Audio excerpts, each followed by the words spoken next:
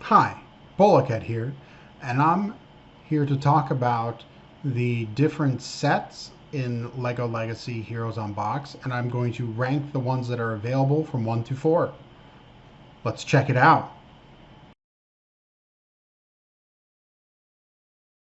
So let's get right into it. My number 4 set is Lighthouse Point. So Lighthouse Point grants accuracy. So accuracy up 20%, which allows you to not have your attacks dodged as much. So accuracy up 20%. I don't find that on a typical day, my attacks are dodged a lot. So that is why I'm putting it a little bit lower on its basic. Now, whenever a city ally attacks, there's a 20% chance to cleanse a random debuff. I'm not using city allies. So that's just me. I'm not using city allies. In my arena team, I'm not using city allies really to unlock and gold trophy any of my campaign nodes. So I never really used this set at all because I didn't feel like the accuracy bonus was important enough for that first 2 turns to really make a difference. And then the secondary bonuses to city and role models are underwhelming. So to give you an idea, role models, you have Firefighter Ash, you have Paramedic Poppy, and you have Officer Primo. And that's it. Those are your role models. And one of those isn't even available in the game right now. So I never used Firefighter Ash, I never used Paramedic Poppy, and being able to cleanse a random debuff on an attacker, just not my cup of tea. So that's why I put Lighthouse Point as my number 4. All right, let's keep going. My number 3 is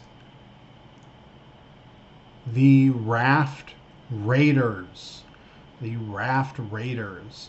So at the start of battle, gain attack up for 2 turns. So I rated this a little bit higher than accuracy up for 2 turns. So attack up gives you 20% attack for that first 2 turns, which can do a significant portion of damage. So I rated that a little bit higher. Now, this gives pirate allies, when a pirate ally attacks, other allies have a 15% chance to assist. If that ally's a pirate, gets another bonus. So this is really good on a pirate team to help with the assists and do that extra little bit of damage. But I don't have a pirate team. And even if I did, I don't feel like this is beneficial in a huge amount of way because they only do 10%. So the way that counters work in this game is that when you assist, you are opening yourself up for a counter. So if you are attacking someone with payback, you're going to do 10% damage to them, and they're going to do whatever it is payback does, 100%, 30% damage. They do more damage back to you than you do to them, which is why I'm not a huge fan of assists in this game, because I find that they really hurt my team more than they help my team, especially since this is only 10% damage. If this were more damage, I might rate the Rusty Cutlass a little bit higher, but on a pirate team, this isn't useless, and attack up is a little bit better than accuracy up, so it takes my number 3 spot. So my number 2 spot is a bit controversial, but it is the Spy Track. So the Spy Track gives speed up for 2 turns, which is the best bonus.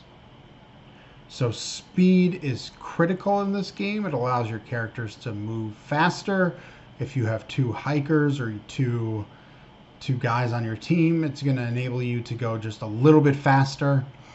Speed is an awesome stat.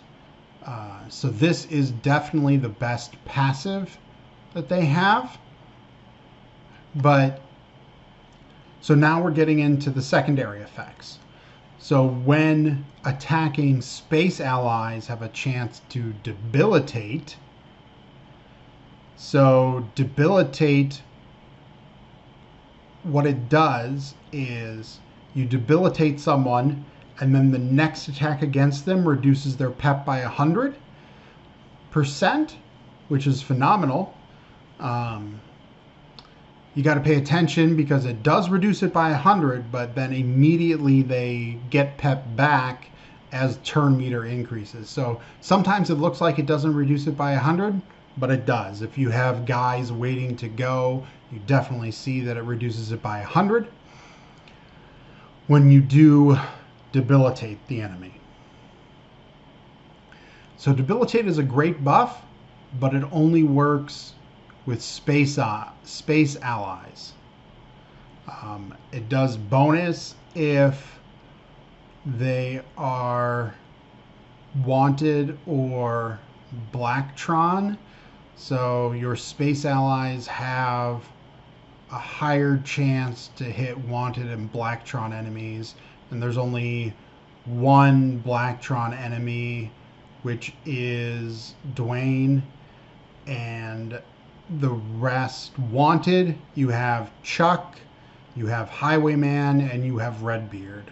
So only those 4 characters get that little bonus.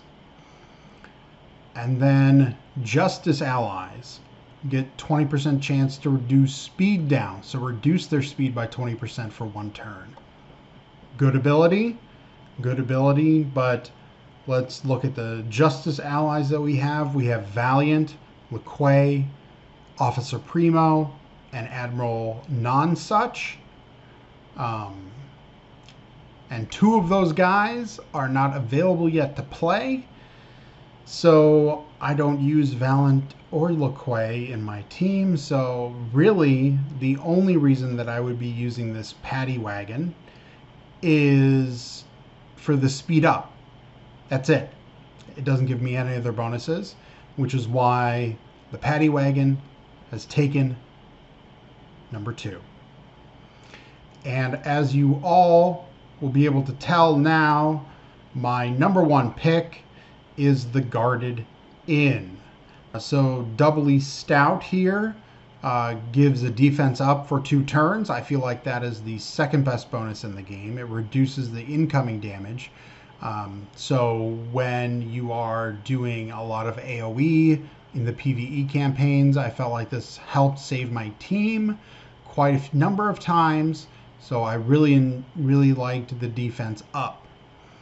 When a castle ally taunts, and there's a lot of castle allies that taunt, they get heal over time for 1 turn, which heals them for 3% of their max health, which is good. Great. So a lot of castle allies taunt, not just the tanks. So this actually has more use, even though I don't use any. So I do use a castle ally that taunts on my team. I use Gogo. He taunts, he gets heals up. And then look at this sentence. At the end of ally turn, plus 10% chance to gain counter for 1 turn. They have a 10% chance to gain counter for 1 turn. That's it. So this has been a lifesaver on a number of campaigns and a number of arena fights where my Lloyd will get taunt or get counter, and then I'll stealth everyone, and then he has counter, and he's the only one attacking, so he attacks back every turn. Go will get counter. Boom, he taunts. So I really like this buff. I feel like it is very versatile. I feel like it applies to a lot of characters, and this, even though it's a small 10% chance, that RNG really can make or break a fight. and I don't like relying on RNG, but it is a nice little bonus when it happens. And castle tanks have a plus 15, so 25% chance to gain this counter for one turn. So there aren't a lot of castle tanks. There's a lot of castle guys who taunt, but not a lot of castle tanks. So you're looking at Barnabas, you're looking at Headley, and you're looking at Basil. And Basil's not even available in the game right now. So I don't use Barnabas or Headley in my game, but it's nice to know that if I did use them, they would have a higher chance to gain that counter.